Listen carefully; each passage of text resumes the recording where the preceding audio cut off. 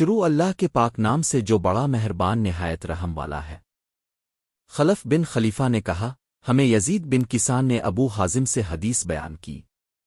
انہوں نے حضرت ابو ہریرہ رضی اللہ عنہ سے روایت کی، کہا، ہم رسول صلی اللہ علیہ وسلم کے ساتھ تھے کہ اب صلی اللہ علیہ وسلم نے کسی بہت وزنی چیز کے گرنے کی آواز سنی۔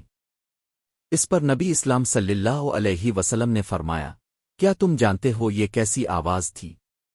کہا، ہم نے عرض کی، اللہ اور اس کا رسول زیادہ جانے والے ہیں۔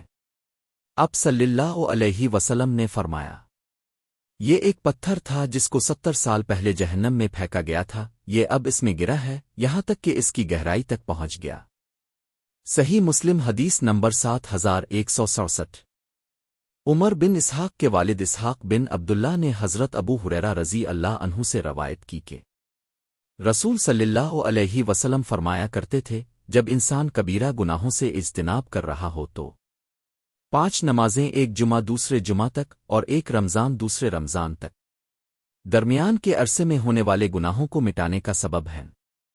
صحیح مسلم حدیث نمبر 552۔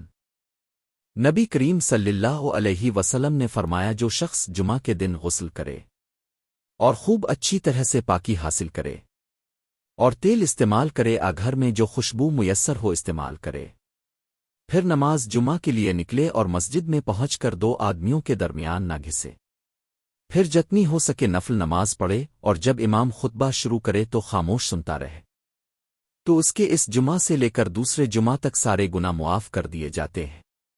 صحیح بخاری حدیث نمبر 883۔ حضرت ابو ہریرہ رضی اللہ عنہ بیان کرتے ہیں، نبی کریم صلی اللہ علیہ وسلم نے فرمایا، جو شخص وضو کرے اور اچھا وضو کرے، پھر جمعہ کے لیے آئے اور غور سے سنے اور خاموش رہے، تو اس کے جمعے سے جمعے تک کے اور مزید 3 دن کے گناہ بخش دیے جاتے ہیں، اور جو خطبے کے دوران میں کنکریوں سے کھیلا، اس نے لغو کام کیا۔ سنن ابو داؤد حدیث نمبر 1050۔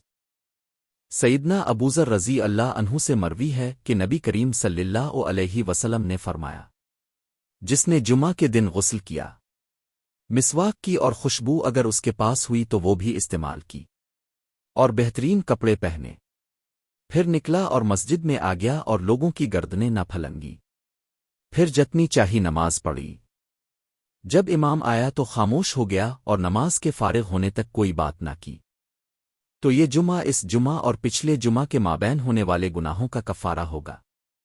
سیدنا ابو ہریرہ رضی اللہ عنہ نے کہا، مزید 3 دنوں کے گناہوں کا کفارہ بھی بنتا ہے، کیونکہ اللہ تعالیٰ نے ایک نیکی کو اس سے 10 گنا کے برابر کیا۔ مسند احمد حدیث نمبر 2737۔